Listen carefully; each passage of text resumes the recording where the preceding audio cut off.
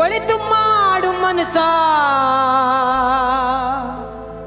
ನೀನಿರುವುದು 3 ದಿವಸ. ಹೇ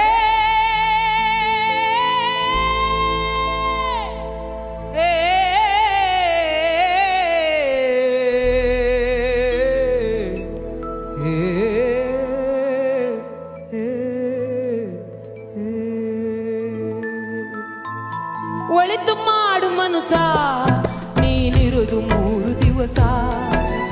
ಒಳಿತು ಮಾಡು ಮನುಸ ನೀನಿರುವುದು 3 ದಿವಸ.